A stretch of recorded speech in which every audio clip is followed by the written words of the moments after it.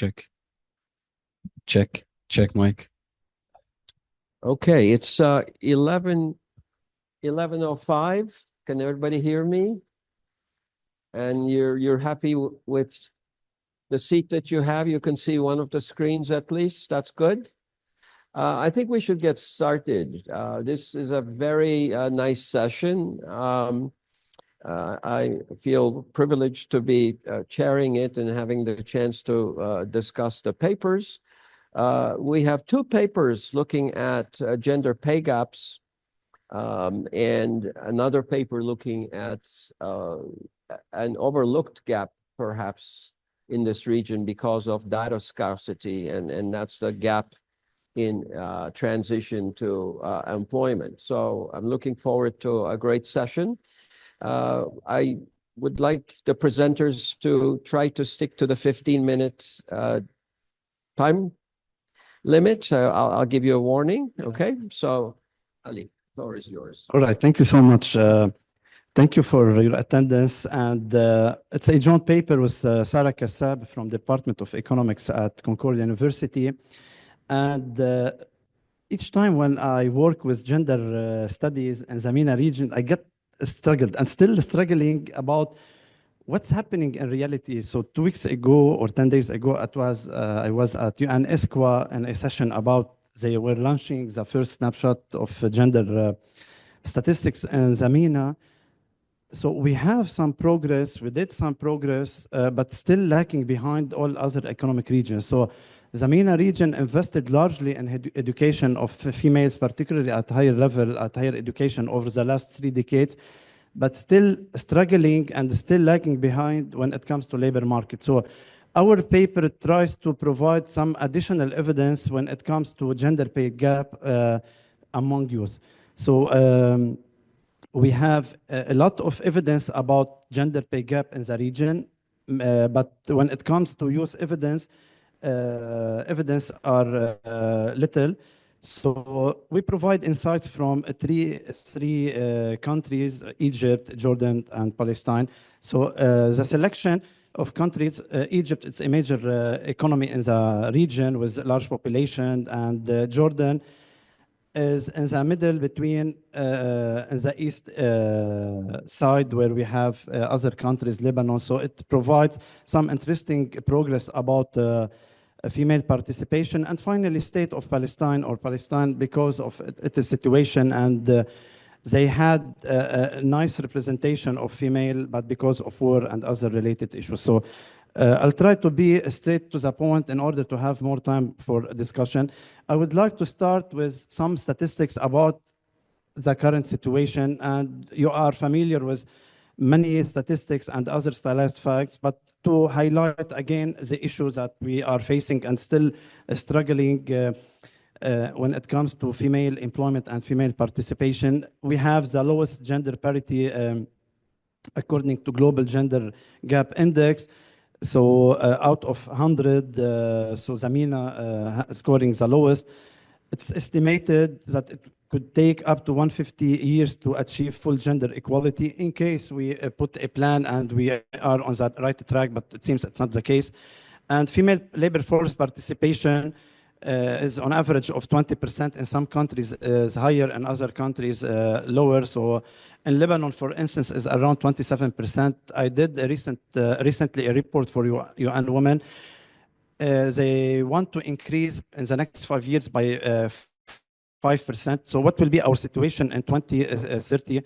And where we distribute females, which sectors are more friendly to. So we have some attempts, but still struggling in female participation.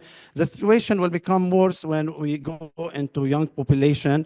So young women, they represent around or 40% faced unemployment, twice as often as young men, around 23% according to ISCO. And definitely we have much more statistics.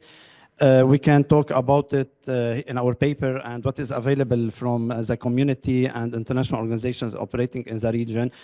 In countries such as Egypt, Jordan, and Palestine, the focus of our paper, youth unemployment rate exceeds 30% according to UN FPA in 2021. And we have latest statistics I didn't have time to add from the UN snapshot of a recent report, and it is the first regional report to characterize female participation and female trend and related issues in, when it comes to gender participation in labor market. And let me go to the last one. Less than 1 in 10 young women, 6.4% were employed, the lowest rate globally according to recent statistics. So we can spend a lot of time talking about the statistics. So we want to contribute, we want to focus on young women who are particularly affected by, for several reasons. They are the marginalized group, and the more interestingly for women who are much more marginalized among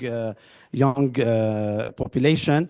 And the pay gap could be attributed to observable factors such as occupational segregation, cultural norms, family attributes, workplace-related factors, unobservable discrimination, some attitude of managers. But when it comes to reality and matter of fact, so it's more discrimination. So really we discriminate against the female population in the MENA region.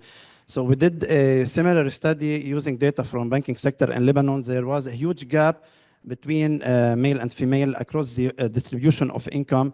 So, and many women are concentrated in the informal employment, offering de facto lower wage and poor working conditions. So we try in our paper to provide additional evidence, to investigate more, to provide more empirical evidence about the gender pay gap among young women. We focus on those who are in the labor market receiving wages at age 15 to 29. And we estimate 3 models what determines the wage gap, and we run a WICA blended wage decomposition to compare between the 2 fractions that affect the pay gap, observable attributes related to education, experience, job-related factors, and discrimination component that's common and widely associated when it comes to gender pay gap. And finally, we investigate this gap across wage quantile. So we're talking before the session, we have recent evidence from additional 4 countries, Yemen, and now we want to see for when we submit for publication, if we go and we keep the 3 countries or we expand it to have the 7 countries, because we finalize the results and we have additional results. So gender gap or pay gap in literature review, very briefly. So estimating the gender wage gap. So we have persistent gender wage gap across countries, particularly in the region. So we have enough and bulk of evidence among scholars here in the region, and they attribute it to human capital characteristics, education, and experience influence wages.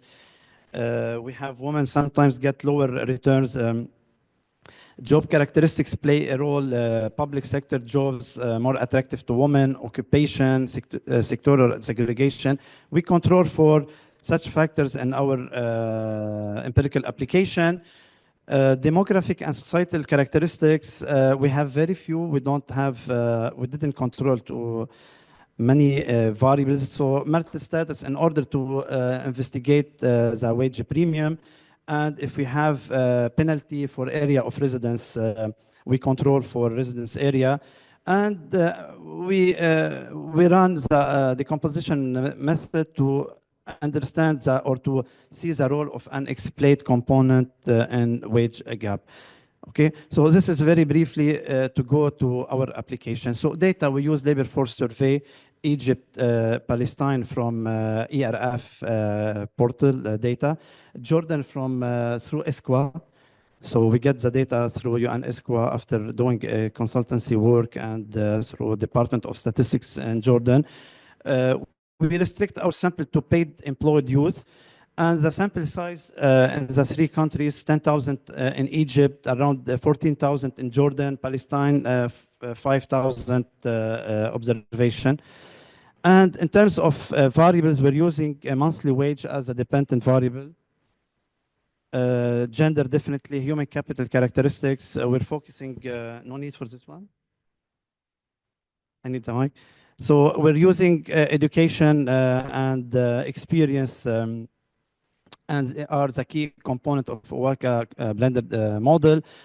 We're using working hours, public sector, occupation categories, industry. We control for industry and marital status and area of residence to investigate if you have wage premium related to marital status or or penalty.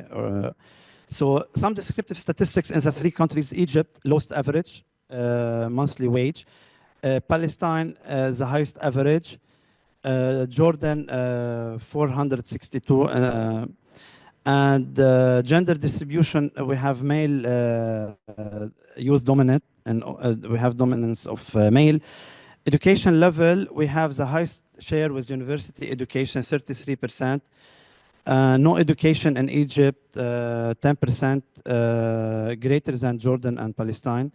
Working hours and experience in Egypt, longest monthly working hours. Work experience similar across countries, 6 to 7 years as professional experience in the labor market. In Jordan, we have the highest fraction of participation in the public sector, while in Palestine it is the lowest, 9% of our sample. Occupational structure in Jordan dominated by services. They represent 41%. Palestine, elementary occupations, so must comment 34%. Let me skip this part. We estimate in the empirical application separate wage equation for male and female. And then we employ a WACA blender decomposition of 73, where we differentiate between explained and unexplained factors related to endowment attributes, education experience, and employment-related factors, and unexplained factor related mainly to discrimination. And then we apply Mell's decomposition method to decompose the two factors across the income distribution across quintile to see how the wage differential will vary across the percentile. So let me go to the results. The summary of first application, or as model, education and experience, higher return to wage.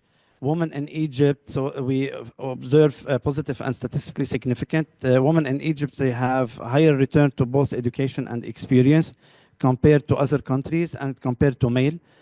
Public sector, we observe a wage premium. It was positive, but lost significance in some regression. And we found a wage penalty related to a rural area. So it was negative and statistically significant across all the specifications. So these are the main highlight of the first regression.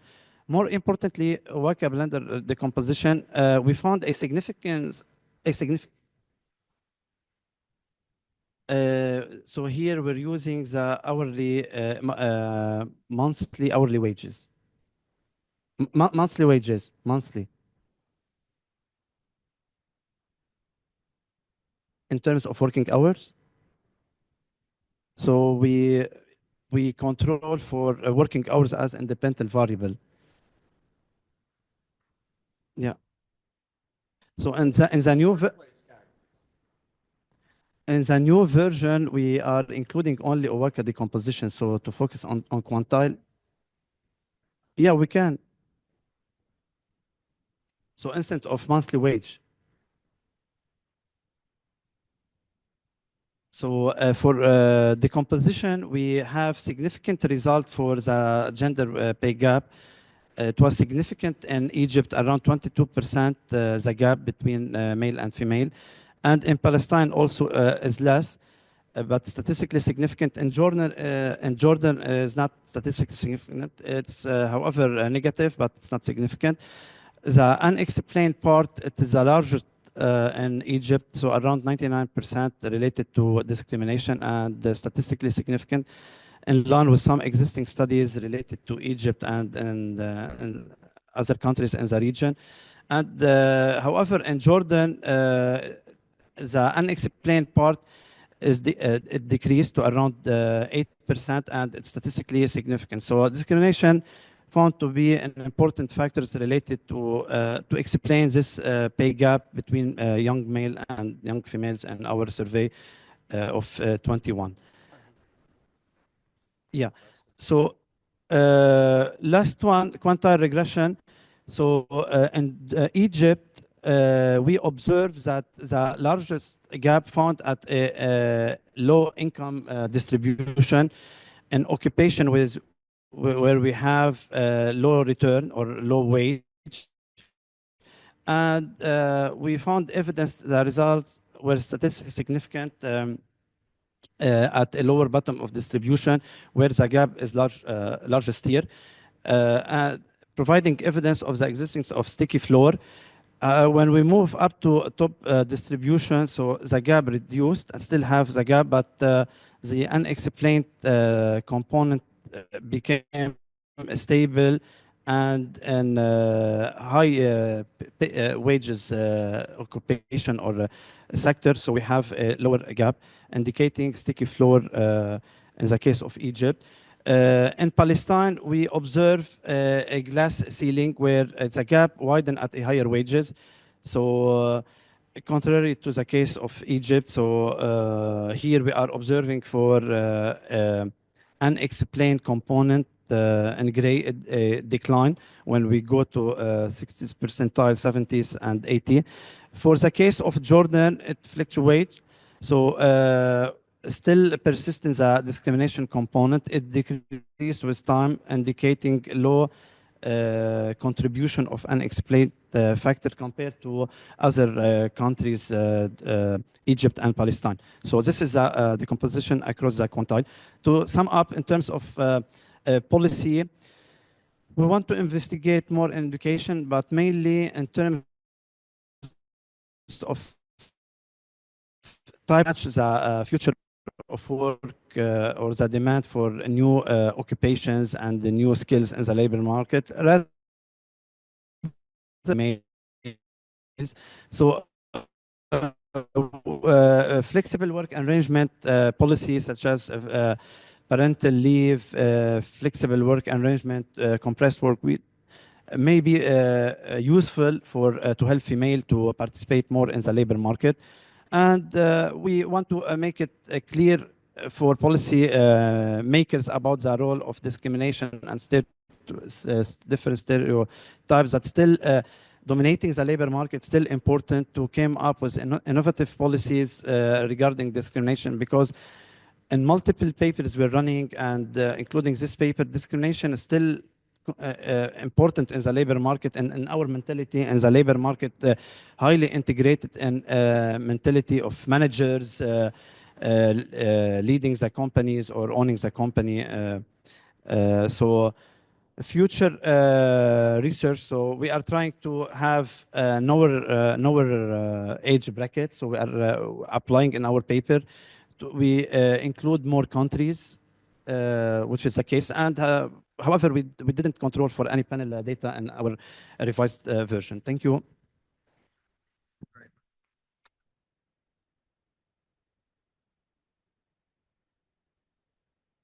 Shireen, please. Now we move to the second paper, which looks at a single country setting, but provides a longitudinal view of how things have changed. And I think the contrast is worth keeping in mind. In one case, we compare countries at a point in time. That might give us some valuable lessons, especially if we talk about the institutional differences across those countries and how they impact the outcome. In this case, Shireen is going to talk about maybe how institutions influence the outcomes over time, which is another form of doing this very important experiment. So, Shireen, welcome. Thank you very much. Thank you very much. Good morning, good afternoon, everyone.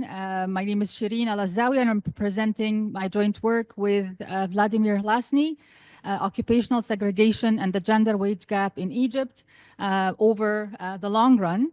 And this paper was part of the new ALMPS project, part of which was presented yesterday.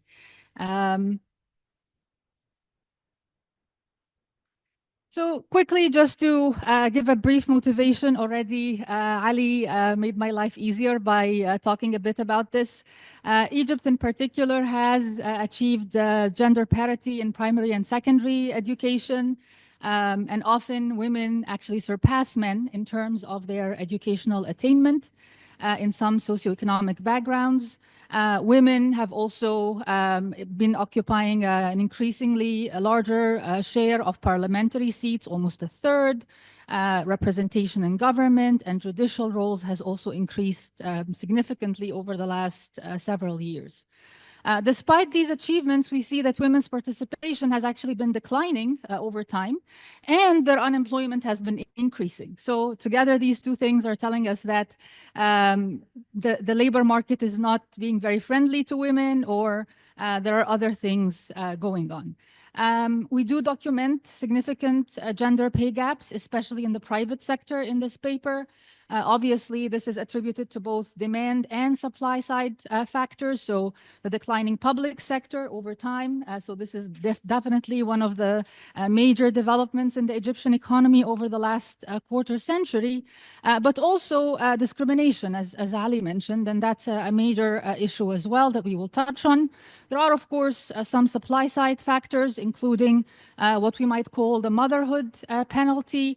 And then, of course, there are traditional social norms in general, the heavy unpaid care work burden that women have to bear. All of these together, of course, make it difficult on the supply side as well. We see in this paper that women are increasingly concentrated in a very narrow set of what we might call female-friendly occupations. And we study the extent of this occupational segregation, how it has changed over time across multiple dimensions, and also what happened to wage disparities over this long period. So just starting with the declining participation, just to make a case in point, women's female participation has declined sharply over the last quarter century, from 22% in 1998 to 18% in 2023. Men's participation has also been declining over this period, it's worth noting. But of course, women's participation is extremely low by international standards, especially given the high degree of educational attainment. This figure tries to show the gender composition by the various occupational categories. Unfortunately, I don't have a pointer, otherwise I would have stood next to the screen. But here we are looking at the one-digit occupational categories, managers, professionals, technicians, and so on.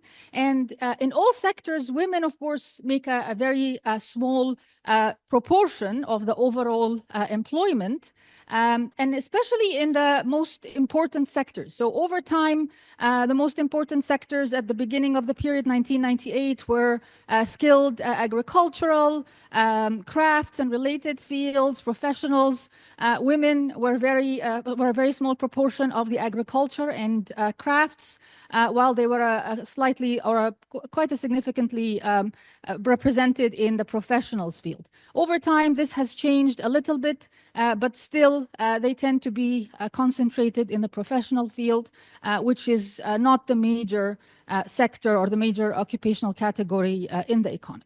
Within each sector, we see that women are concentrated in three major occupations. So if you look at the professionals, technicians and associate professionals, and clerical support, it varies a little bit from one year to the next, but within each of these three broad occupations, women are between 37 and 40% of all of the workers in these sectors.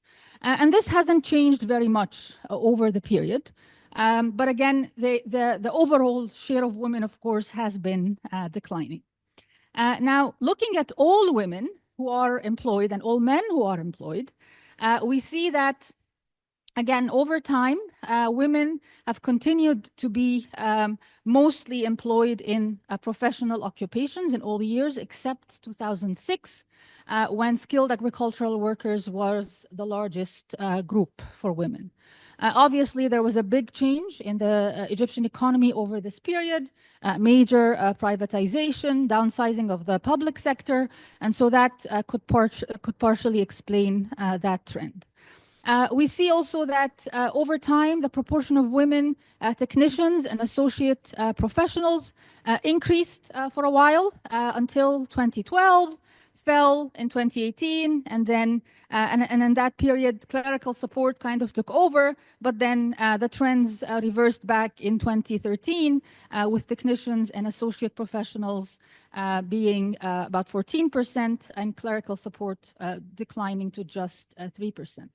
It's important to keep in mind that these categories had high concentrations of women within the occupation. So these were kind of the female-friendly or the female-dominant occupations, even if small numbers of all women were employed in them. In this graph, we look at the very detailed occupational category. So we're looking at the three-digit occupational category. And the main takeaway by looking at this very detailed disaggregation of occupations is that women are very narrowly concentrated in exactly five occupations at this very detailed occupational level: teachers, salespersons, secretaries, nurses, and midwives. So these occupations together account for between 50 to 80% of all women who are working. So obviously that is interesting, and this increasing concentration over time, especially in the teaching field, requires specific types of policies to ensure that this particular sector is providing the right type of opportunities for women. Hopefully I'll have time to touch on that later on. Delving right away into some measures of occupational segregation. And here we use the Duncan Index of Dissimilarity, which I'm sure you're familiar with. It quantifies the dissimilarity between occupational distributions of women and men across occupations relative to their respective overall employment distribution. A value of 0 indicates complete integration, which means that the share of women in that occupation is the same as their share in all employment, but a value of 1 indicates complete segregation. I look at this occupational index of dissimilarity by the 1, 2, and 3 and 4 digit occupational disaggregation, which we have in the data.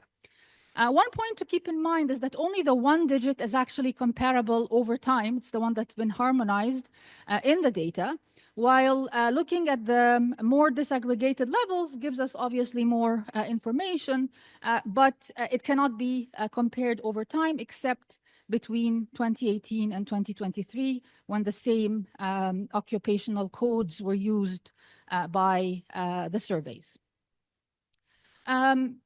We see that about 45% of women, for example, in 1998, would need to change occupation to achieve an equal distribution across the occupations as men. This doesn't change very much over time. There's a bit of an increase up until 2012, but then it falls back to about the same level in 2023.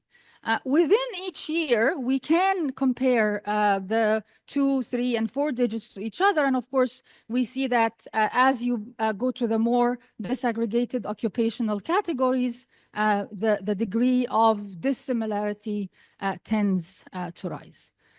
Comparing 2018 to 2023, we see that the rate of dissimilarity or the index of dissimilarity is roughly similar. There isn't really much of a change. So the degree of disaggregation or segregation doesn't change dramatically over time, but it is also quite high initially.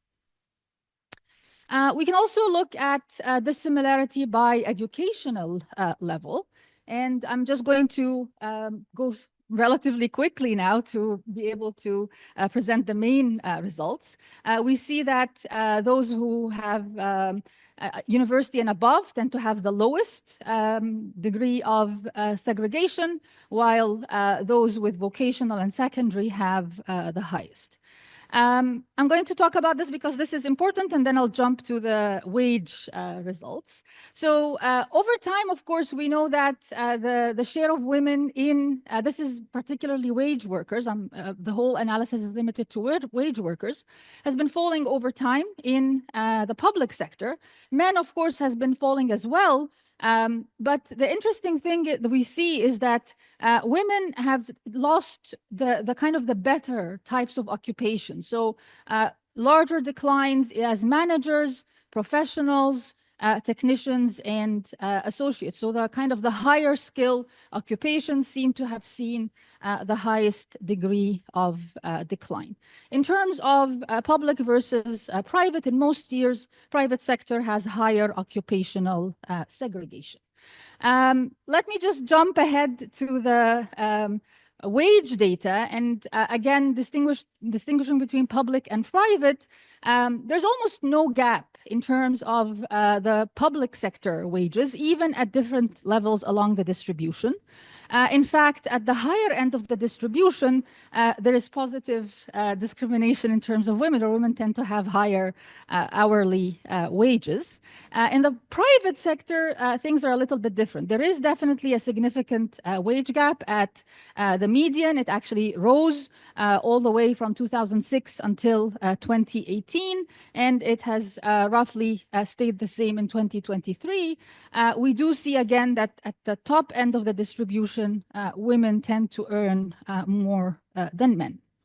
An interesting finding as well is that median wages in female-dominated occupations, those in which women make 50% or more of the workers, are consistently lower than those in male-dominated occupations. So for all years, it's 60% in female-dominant occupations, 80% in male-dominant. Of course, it changes a bit year from year.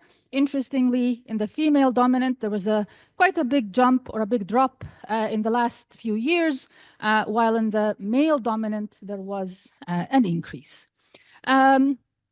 Looking at female-to-male earnings ratio at the more disaggregated three-digit occupation as a percent of all women workers, we see that the more concentrated or the higher the share of women as a percent of all women workers, the lower the higher the the lower the female to male earnings ratio, so the higher the degree of discrimination. Similarly, if we look at the ratio and the share of women in the occupation as a percent of all workers, as more and more women are working in that sector, the wage gap tends to rise, especially in the last few years. I'm jumping very fast. If I can get a couple more minutes just to present the results of the unconditional quantile regressions, and again, differentiating between the private and the public sector, we see that most of the observed difference in endowments or the observed difference in endowments doesn't really explain the difference in the wage gap. Most of the difference is attributable to returns to these endowments or to discrimination. There's a bit of a difference from year to year, but in general, this is true across the distribution, and except in 1998 at the very top of the distribution. The private, this was the private sector. The public sector is a little bit different. There's slightly less of a role for the return to endowment, but still it is the dominant reason for the wage gap, even in the most recent years. And it's not really the endowments themselves, but rather the return to endowments that explains most of the difference in the observed wage gaps.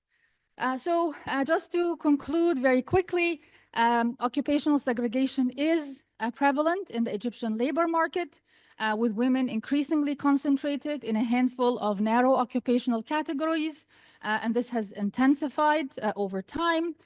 It's highest for people with secondary or vocational education, workers in the private sector, informal workers, and those who are younger or those who are older. So the middle cohort is a little bit better situated. There's a larger mean female-male earnings gap in the private sector, almost none at all in the public sector. The gap in the private sector increased over time and continues to exist except at the highest end of the distribution. The wage gap that is much larger at the bottom of the distribution than at the top in the private sector. Most of this gap cannot be explained by endowments. Rather, it is the returns to endowments that explain the gap. Definitely in the private sector, a little bit less in the public sector, but again, in both cases, it is the returns to endowments. Thank you very much. Thank you.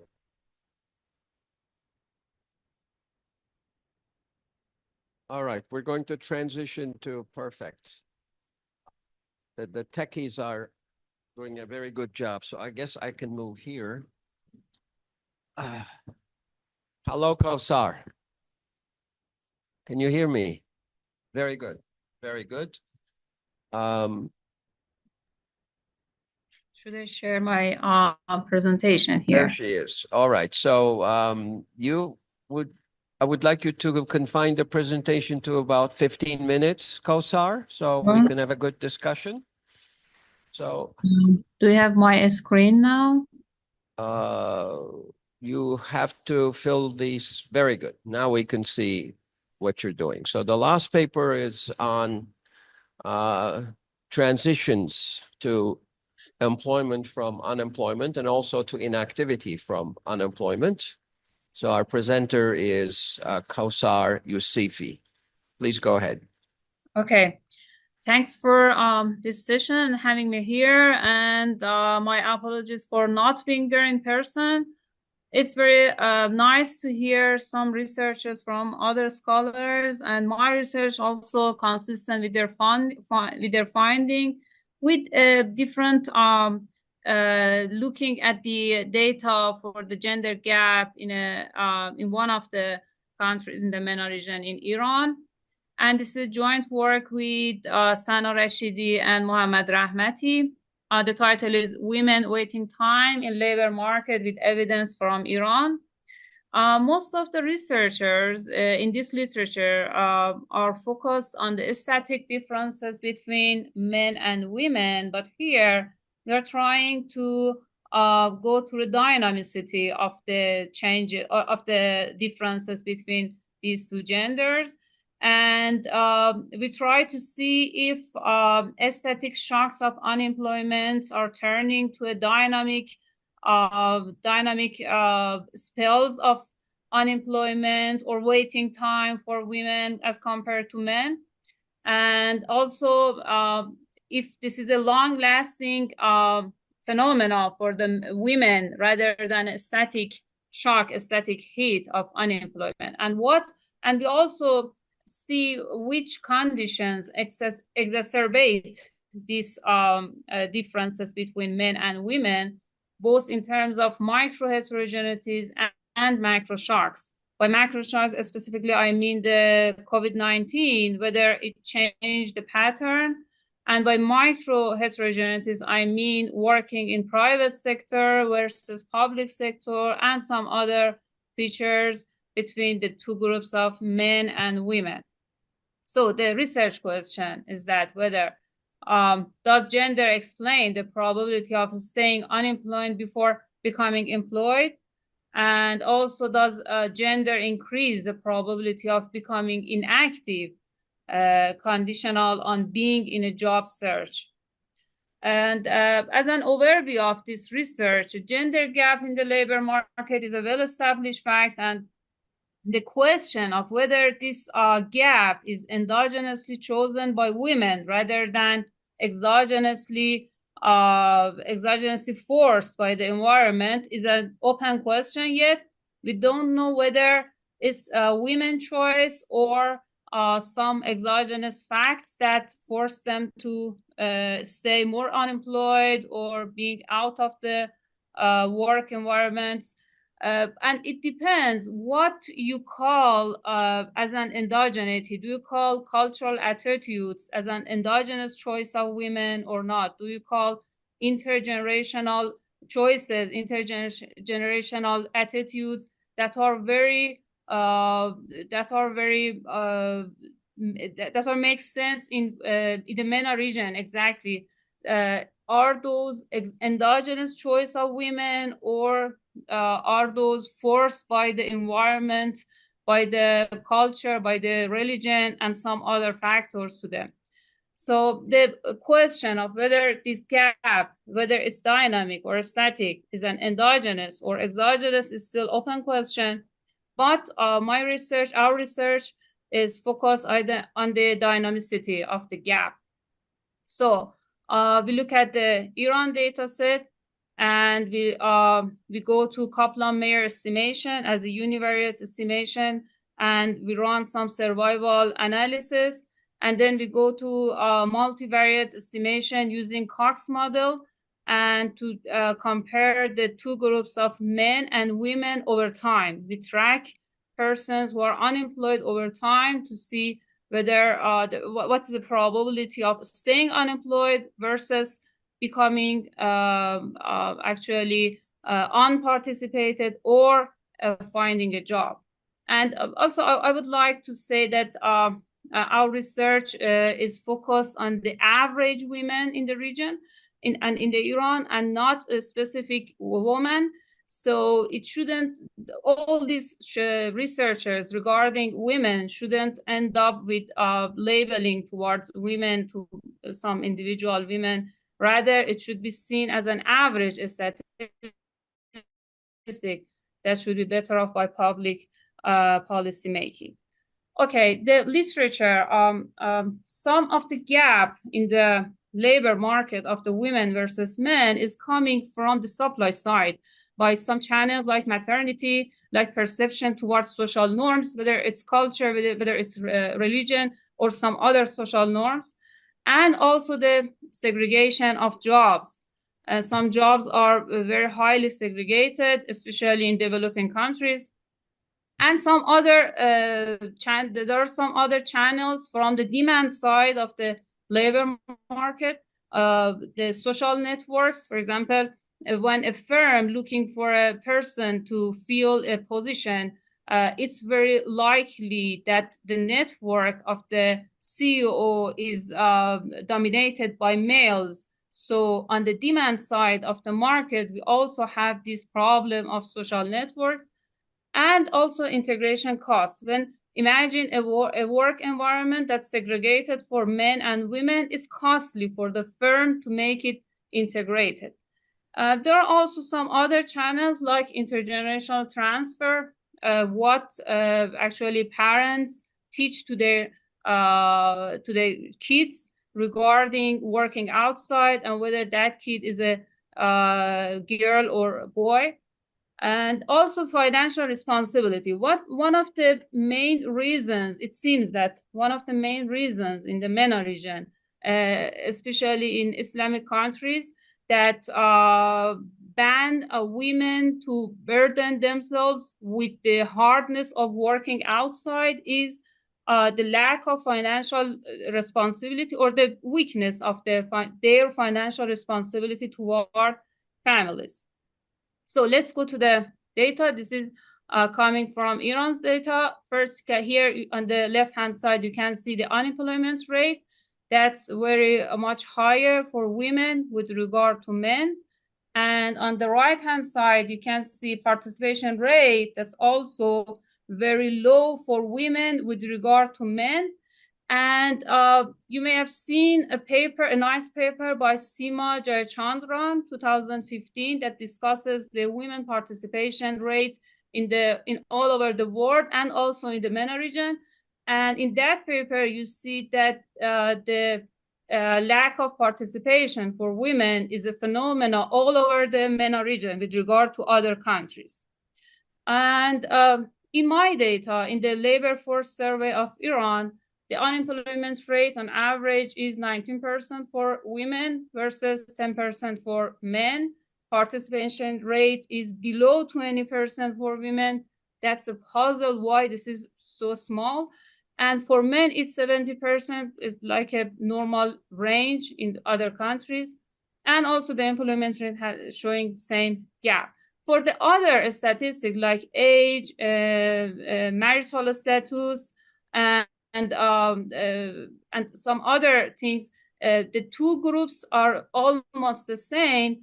Regarding the education, we see a higher education share for women. It's 70% versus 30% for men. That's I think Ali Fakih also mentioned that this is a question, an open question, why highly educated women in MENA region, the three countries, are not interested in participating to labor market. And some other nice variables like not working in the last 5 years. And this is a proxy for losing networks, same as what Claudia Goldin says, that if someone lose their networks, it's very harder for them to come back to work and find a proper job. So as a proxy for whether a person has a active network or has lost their network, we use not working in the last 5 years.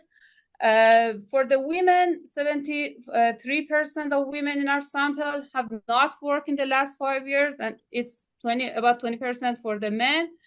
The private public jobs, and I'm going to some results. Okay, the model, first we go to Kaplan-Meier model, and then we go to Cox model with the normal hazard and survival things. Okay, then univariate estimates. Here you can see the probability of, if you see my cursor, on the left-hand side, you see the probability of staying unemployed before becoming employed. And you can see that this probability is much higher for women with regard to men. It means that it takes longer for women to find a proper job. And regarding becoming inactive, because so in the pool of unemployed persons who are searching for the job, some of them get employed and some of them become inactive and going out of the active pool of person. And as you can see, for the women, the probability of staying unemployed is lower. It means that women become hopeless sooner than men and leave the job market. And to compare the private and public sectors, you can see that in the public sector, it's a little, the changes, the differences is not that much. And regarding the participation and the unemployment. But when we look at the gender and the private public, you can see that for women in the private sector, the condition is worse than men, the same men in the private sector. As you can see, they are in the two extremes. It means that probability of finding a proper job for women in the private sector in Iran is much lower than a men in the private sector. And it also says that in the public sector, the state positions, it's a little better for women as compared to the private sector. And also the participation rate says the same message. Regarding having a good network, an active network or not, you can see that if a person, whether it's a man or woman, if they have not worked in the last 5 years, the probability of finding a proper job is much lower as compared to a person who has worked in the last 5 years and he or she belongs to a community that many of them are maybe having good jobs, they can be a good referral. when we look at to women versus men, and also those who have worked in the last 5 years versus those who have not worked, we can see that actually the effect of losing network is much worse for the women. So if a woman not works for the last 5 years, finding a proper job for her is much harder for the same man, for a similar person who's a male and has not worked for the last 5 years.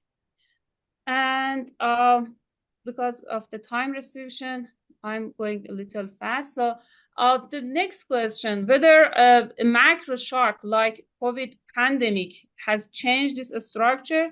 As you can see, we don't see that much a change regarding the COVID.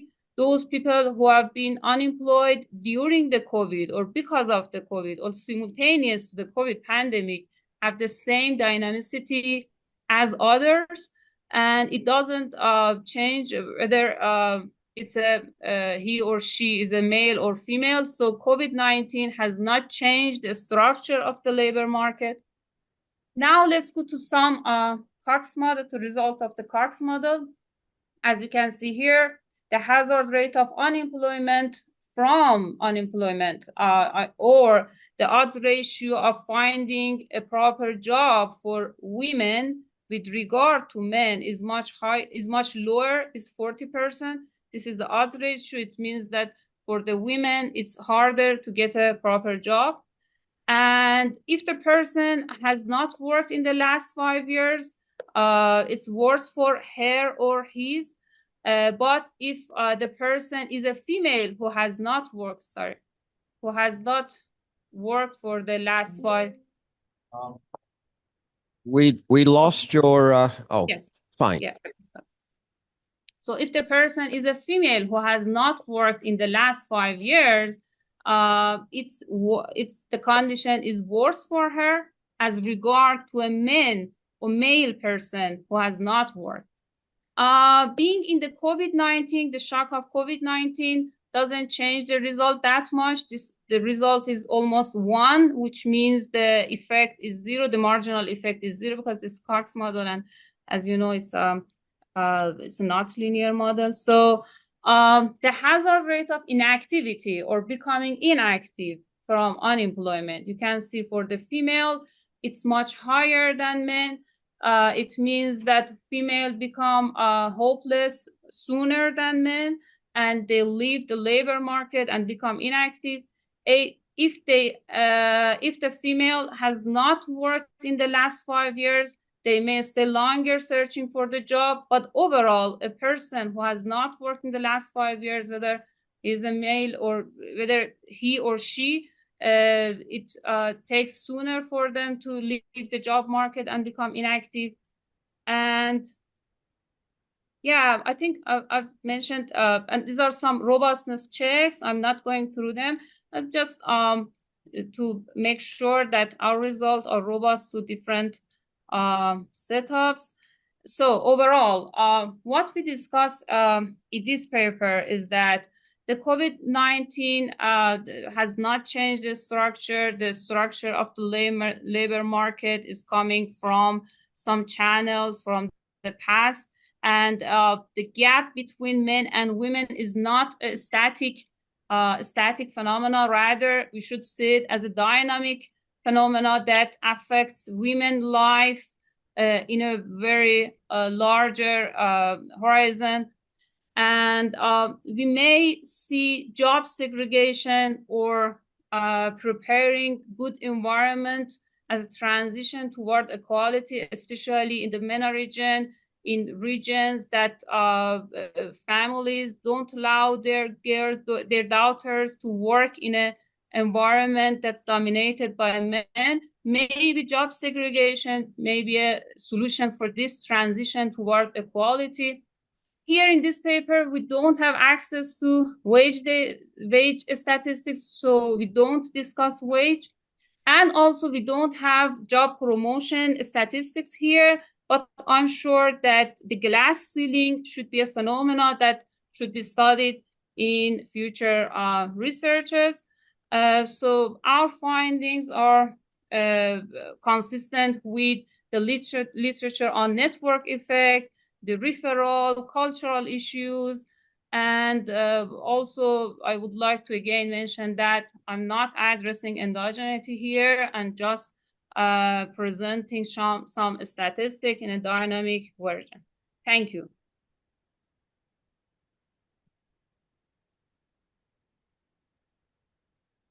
Good use of time. All right, stay with us. So looks like we have quite a large number of followers in the Zoom part of the session. Do we get to see their faces? Some point? No, we don't. All right, so there'll be voices coming from the sky, so to speak. All right, so let me move on to my discussion. We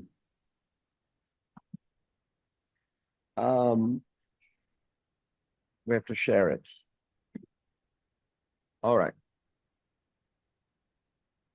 So, Kowsar, can you see my screen? Yes. Perfect. So everybody else can see it as well. All right. So my name is Insan Tunali. I'm from Koç University Emeritus faculty. I'm delighted to be discussing these papers. Two of them are intimately related. The first two and the third one obviously has some commonality with the first as well. I'll go in the order shown. For some reason, oh, there we go.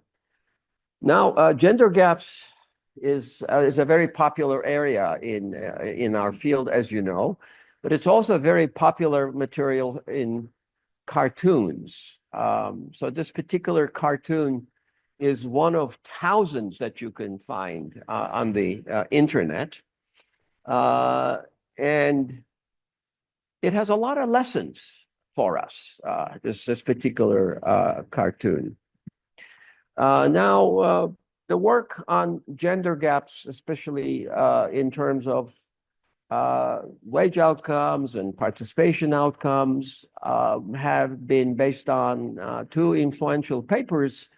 The second one, actually the first one in the way I've listed them, is on race, but the issues are the same. So they laid the foundation of drawing inferences using regression methods. And that's all we could do. Sex changes did not work in the years that these authors were writing. So what did they do? They decomposed the average wage gap into two components. A part that can be explained by the observables. All right. And these observables are often labeled as endowments, even though they might also contain information about the place of work, which to some extent can also be thought of as an endowment. And the second part of the difference is due to unobservables, the stuff that's left out. Now, the point here is that if you have choice over which variables to include in the endowments part, you are also determining what's left over for the residual part. So results will critically depend on how these choices are made. Now, in terms of policy proposals, if you would like to get rid of the gaps, you could focus on either the endowment side, or you could also focus on the structure side, the price differentials, which are generated by differences that in the labor markets that men and women face. Now, over time, there have been a lot of very important modifications to the original decomposition. How to normalize it, turns out that there are different ways of looking at the magnitudes that I've just listed. Handling path dependence when you try to carry out further decomposition into groups of variables which may be of interest, such as occupation. And more importantly, there have been extensions to other moments of the distribution, and we've seen two good examples of that in this session. Accounted for selectivity, which is absent in the papers presented, and I'll be talking about it in some detail, and eventually contrasts that exploit the full distribution rather than particular moments. Now, there's a useful paper by Albrecht and others, which ties the work done by Bushinsky, who popularized quantile regressions in our fields. These are married with Machada and Mata paper, which is closely related to the Meli paper. So it's rather easy to implement. So it's worth looking at. And I'll hopefully have a chance to say something about it as we move along. Now, I haven't seen anyone apply OB-type decompositions to duration analyses, but conceptually, that can be done. At a minimum, it's tempting to think about the counterfactual thought exercise in interpreting your results, right? You are not looking at sex changes. You're looking at comparisons of two groups of people. So a careful examination might be very helpful.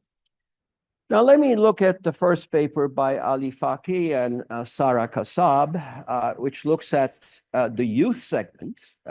This is helpful because it's a segment that we don't know as much about in the context of the research question, and data from 3 countries. Now, they start with the standard Oaxaca blinder methodology and then move on to a quantile comparison. It's a well-executed and well-written paper. It's good use of descriptive stats and graphs. Obviously, the focus on quantiles is warranted, but it also involves traps, as I will try to point at. There's room for some methodological improvement. So, of course, you have to pick and choose, given the time you have. I'll be talking about some of them in some detail. Now, when you look at the results, there are some cross-country differences. These are adjacent countries, which may explain some of the similarities. The results are mostly as expected, and there's clearly a want of looking at the longitudinal aspect of the problem, as we see the second paper does that, and then we can learn more. Now, the key findings, the way I see it, is they find evidence of sticky floors in Egypt and evidence of glass ceiling effects in Palestine. The question I have is, can these be reconciled with institutional differences, compositional differences, right? These are very important matters that can contribute to what we can learn from the paper. When we look at the composition of the youth force, workforce by education, conditional on gender, male distributions look similar, female distributions look similar. The segment of the female labor force that's participating is similar. What I would like to mention in the context of this exercise is, since selectivity of participation by education is known to be very strong in the case of women, it might be useful to break the grid that is in orange, colored in orange, to its constituents. We typically work with a primary, middle, high type breakdown. Of course, that will make some cells small, but worth considering. In figure 2, we look at the gender composition of the youth workforce by income quantile. I was rushing Ali, so he couldn't get to talk about this. This is a wonderful picture that looks at the unconditional quantiles of the aggregate wage distribution. So it's one distribution, and you're looking at what happens by gender, and you see that as more men dominate as you go from one percentile quantile to the higher quantile, domination of men increases. Roughly, this pattern holds in all the pictures. Now, note that the figures that we're looking at inform us about the inequality in access to jobs in respective quantiles, right? So these are different women and also different men in different quantiles, but given the selectivity of the female employed segment, this heterogeneity is very important and is going to be relevant. Now, occupational segregation is often the main culprit that gives us the inequality that we're looking at.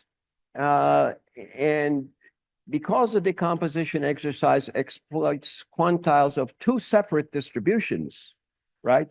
That's a conditional quantile in a way. Women versus men conditional on observables, which may include occupational indicators. We could also learn about how occupational segregation influences the outcomes. And that's the second paper, right?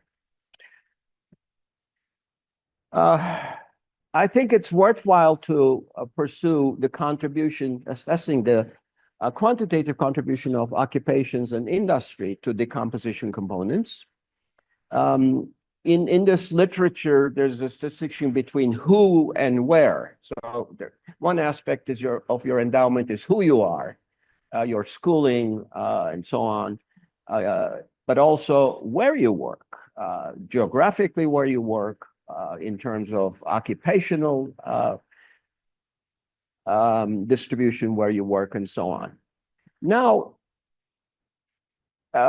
we saw evidence of selectivity, right, in selection to work, but this is not included in the interpretation of quantile patterns.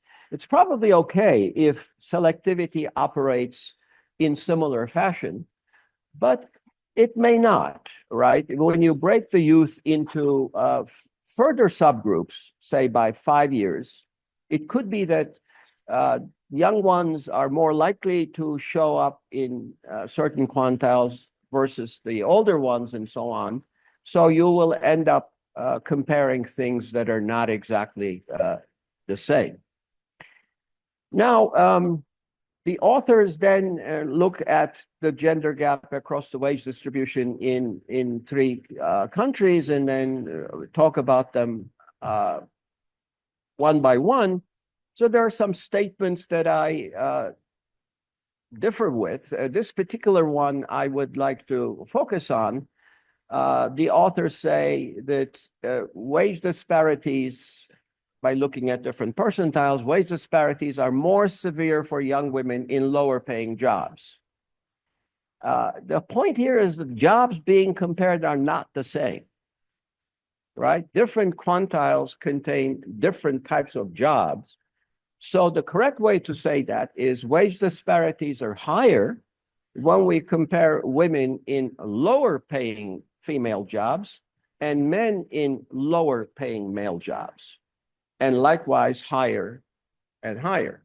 But these need not be the same. In particular, maybe in the middle quantiles, the differences might be more severe. All right, it's a data-driven outcome. I'm wondering if a good place to start this type of research would be to look at a very simple conditional quantile regression, which has a set of covariates plus a gender dummy, and then examine how the gender dummy changes with quantiles, right? So that might be informative, a good starting point to launch the investigation. There are some other points that I wanted to make on choice of language to make sure we get across what the findings are. If I put it the way that is more informative, we find that the explained component remains small and stable across all wage levels, suggesting that composition differences in respective quantiles of male and female wage distributions explain a small part of the wage gap. I think this is a surprising result, right? If we were to take a random male around the 50th percentile and a random female around the 50th percentile in the respective wage distributions, the female is likely to be university educated, but the male is likely to have less education. So there's a huge compositional difference, but somehow it doesn't get reflected on these differentials. I find that surprising. One thing that comes to my mind is the issue of surplus schooling, which we know is a phenomenon that exists in our area. Could it be influencing some countries more than the others? I don't know. There is this paper that I came across. I haven't seen it. It's worth investigating. I need to speed up. These comments are going to go to the authors, so let me skip some of the less important ones. The second paper by Shireen Alazzawi and Vladimir Hlasny looks at the same problem, the entire working population in the case of Egypt over time. Now, elsewhere, like elsewhere in MENA, labor force participation in Egypt is very low. And there we have evidence that women are on the short end of this reward scheme. To a large extent, it has to do with the systematic channeling of women to lower paying jobs. So the paper starts with a careful examination of what we see when we look at segregation. Now, it's important to remember that the choices that women make, remember, only 1 out of 8 women works. In the case of youth, something like 1 out of 5, 6 in the case of the full population. These choices are constrained by opportunities. And that's what generates gender gaps in some way in wages. So the paper contributes both to an understanding of the magnitude of the occupational segregation and how it has evolved over time, using a well-known index, and also doing the same exercise as the first paper, using quantile regressions and looking at the wage gap. So we find that, yes, there is occupational segregation. When we look at all employment, including own account employment, women are largely concentrated in agricultural occupations. When we look at market employment, women are found in a handful of professional professions, teaching, nursing, despite high rates of educational attainment in recent years. The gender gaps, as I said earlier, depend on who you are as well as where you work. And given the evidence in favor of occupational segregation, this is going to contribute to the gaps. Now, they find that it's most severe at the top of the tail of the earnings distribution, but then say that this points at a glass ceiling on women in terms of women's wage growth. We have to be careful. You didn't study growth. You looked at wage levels. It could very well be the case, but it's yet to be shown.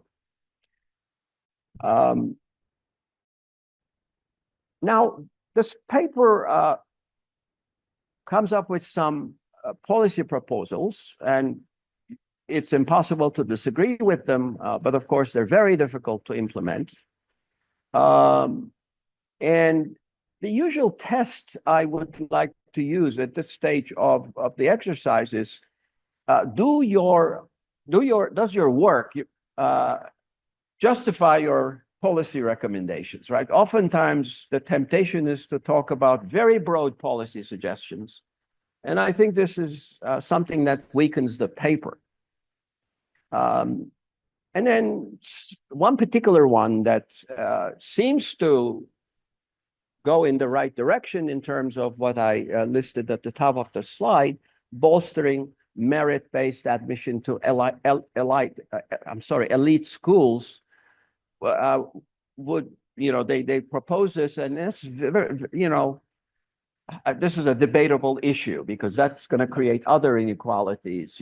When you start implementing tests and so on, nationwide entrance examinations and whatnot, you create other problems. This paper has many merits, though. I highly recommend that you look at it if you're interested in this research. It has good food for thought for the first paper as well. Now, of course, the data that you work with has to be carefully chosen. Both papers are careful about harmonization issues. It's harder in the second paper in some way because the data contents differ a little bit. They do a very careful job regardless. What am I doing here? I lost my...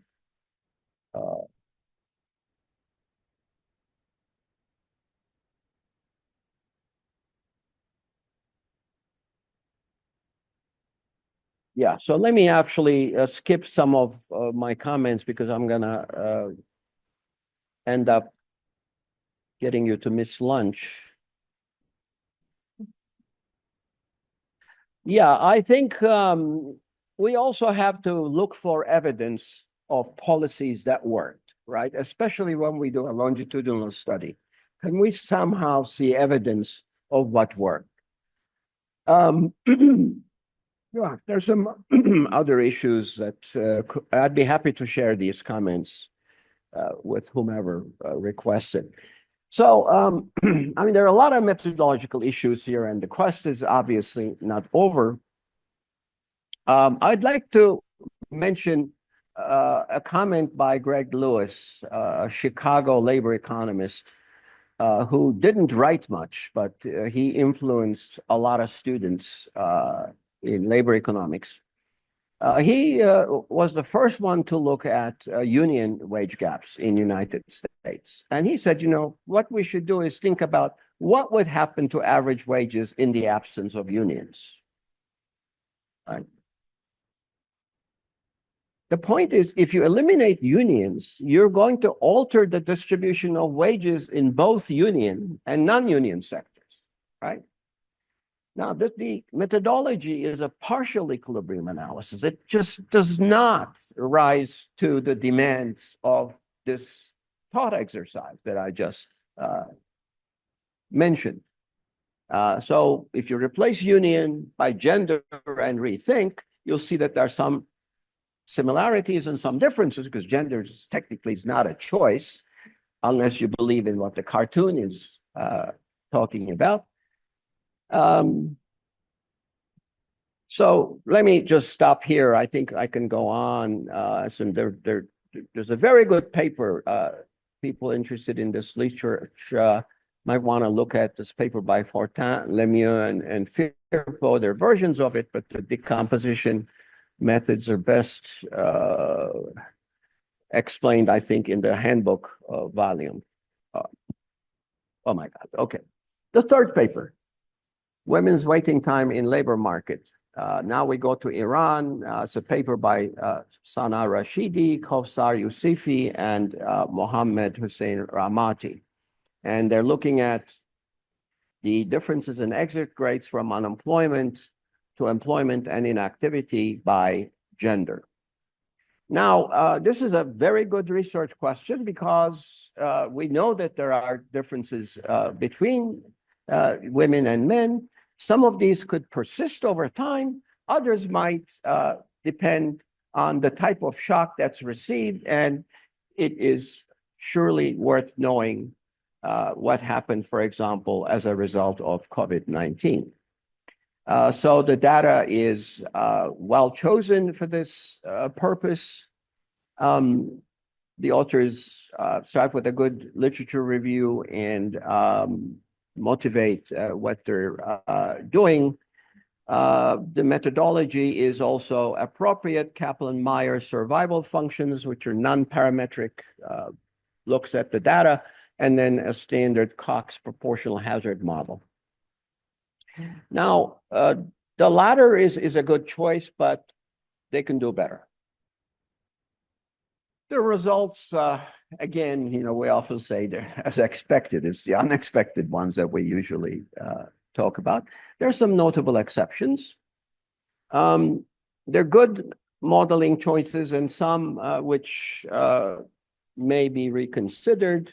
For example, we see there's 7 models being reported, and usually when we do this, right, so that you're using the same set of covariates, and the question is whether you should look at the shorter version of the regression or longer version of the regression. And we usually do that by looking at what happens when we go from one to the other. There's no evidence of much change in this case. So perhaps we should be looking at a simpler specification, and that should probably be the last one. Now, note that numbers that are greater than 1 are increasing the exit rate, and the numbers less than 1 are decreasing the exit rate.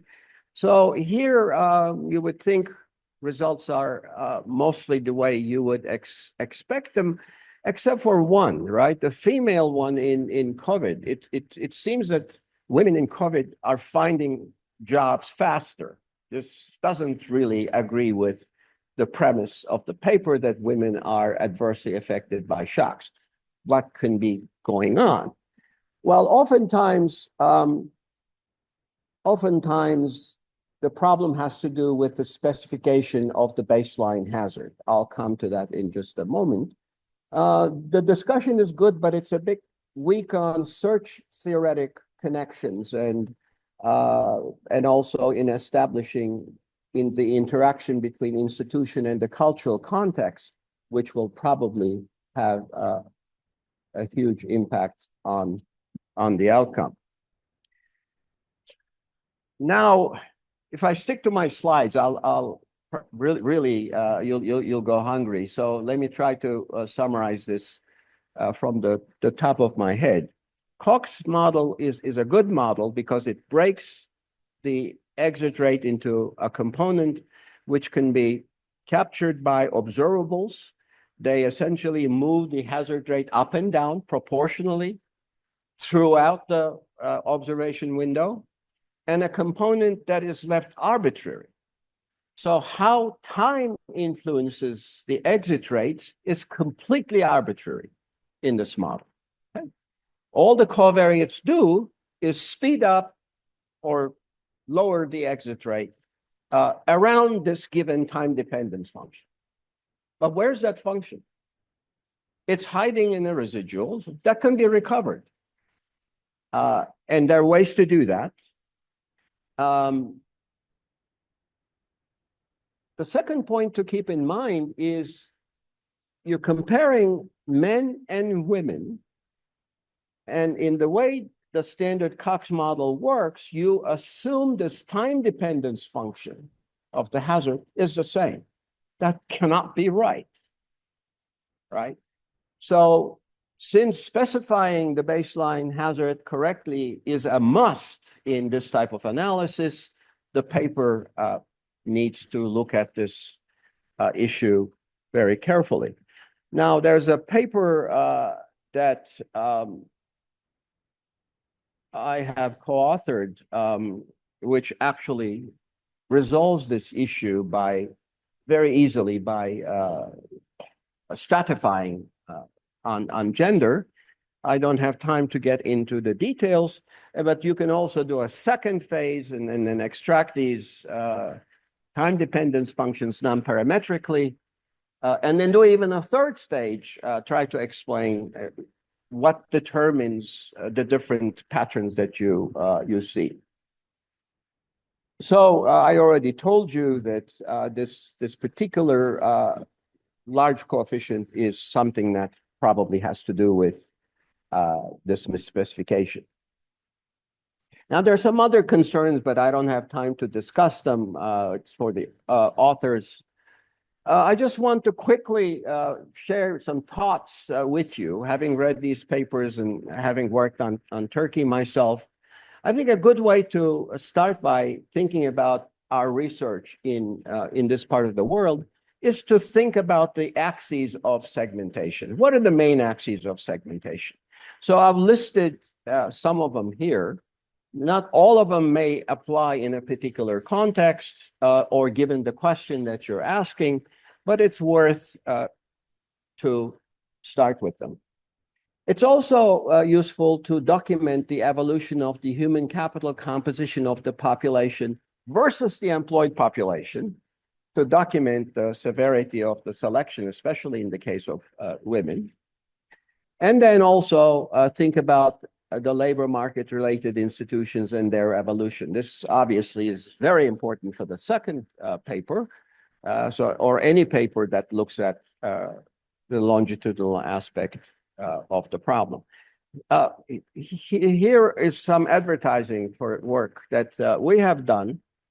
You've got the two distributions here by gender and also over time, looking at education and age. So these are the age being a proxy for experience. You look at the distribution of the population and oh my God, you know, there are huge differences. There are also huge differences over time, right? So this immediately makes you think about the fact that, or should make you think about the fact that regressions do a lot of smoothing. And so you may be reporting numbers which have very little connection with the reality that you see in pictures like this. In the case of Turkey, the main axes that I want to include are firstly, of course, gender. Another one is public, private. Another one is formal, informal.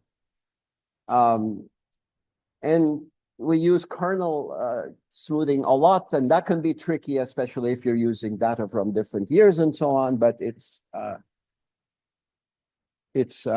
obviously something that we rely on and should. Now, so I already told you that regressions produce weighted or smoothed predictions and may misinform us. And so I was thinking about this when I read the second paper. This is a figure that I have on Turkey from year 2002, okay? And what it shows is how the earnings profile differs by education in the case of women, okay? Four levels of education. Now think about the regressions that we run, right? We put experience, potential experience in particular, potential experience squared, right? That gives us a particular curvature. Where did that curvature come from? Look at the data. It's going to take and weigh these components and give you a curvature. And you're going to think this is what determines the returns to experience. Well, you couldn't be right given the nature of graphs like this. There are also selectivity issues. Look at the top graph. What's happening? Average earnings are increasing with age. This counters everything we know about human capital accumulation. What's happening is the fact that some women retire early. Who are they? They're the ones who don't get as much return for their investments. The ones that remain are very selective. So we really have to look at this component of the data before we start running regressions. There are other issues that I talked about here, but I've taken too much time. Let me stop here and start with, stop sharing. Oh, 12:34, not very convenient. So Kowsar, you're there, right? You can hear me. Very good. So let's see if we can gather some quick comments. Now you're welcome to run to the lunch room if you want, but remember, it's the same food that you ate yesterday. So you might as well stay here and have some food for thought. So any thoughts on the papers from the audience? Comments? Everybody is hungry, huh? Any thoughts on the papers from the Zoom? Did I see a hand? I saw. Okay. So the Zoom participants, please be prepared to ask questions. I don't see you. I don't know how we can do that. Go ahead. Thank you very much for this excellent session. My question is about the second paper. Actually, I was thinking about the occupational segregation you showed. I guess it is relevant for most of the countries, even within the developed ones. We can say that there is some gender wise segregation. So I was wondering how this, in terms of thinking about the wage gap, how is it compared, your case is compared to the rest of the world? Thank you very much. You want to respond to that very quickly? Yes, thank you very much for the question. Yes, you are right that the occupational segregation is not overly high. I guess similar rates are found even in advanced economies like the US. In terms of wage gaps, I would say they are much higher at the lower end of the distribution. Actually, at the higher end of the distribution, we see that women are faring much better than men. But as you mentioned, obviously, there's only the highest paying women, the ones who end up in the good jobs, are the ones who actually are often the ones who are in the market in the first place. So I think that's something that maybe we need to stress more on in discussion in the paper. Thank you. All right. So, Ali, would you like to respond to my comments? Yeah, thank you. In less than a minute? Yeah, briefly. Thank you for your comments. Actually, before your comments to address Raghi question, so I checked our revised version. So actually, we are controlling, we provided the results for hourly wage and monthly wage in the updated draft, and including 4 additional countries. So to decide on the final version of the paper, to remain with 3 countries or 7. His point was it might be better to look at the hourly wage as a measure of the gap rather than include our differences in as a covariate. Okay, the interpretations are going to be very different. Regarding your comments, so they are really relevant. For panel, I don't know if it will be doable currently. So we will, for example, the role of institutional setting and explaining the results is really relevant regarding quantile. So we will check if we can break down the results by educational setting, primary, secondary. So it's really relevant. Studies the contribution of occupation and industry in the composition. We will test it because we are refining substantially our paper in order to submit during summer. So we put a deadline. So they are really relevant. And for policy recommendation, yes, I admit they are large, broad, maybe to try to link it directly to our results. And this is what we teach our students when they do their MA. Sometimes it's really hectic to get a very explicit policy implication, but I strongly believe when it comes to discrimination, we do really discriminate against females, either from policy perspective or managers, or so it's a masculinity issue broadly. So, and it's really common in the Arab states, and we had long discussion recently in the case of Lebanon, because discrimination, it's found in our forthcoming paper to be very large across sectors in Lebanon. So thank you for your relevant comments. Thank you. Shireen?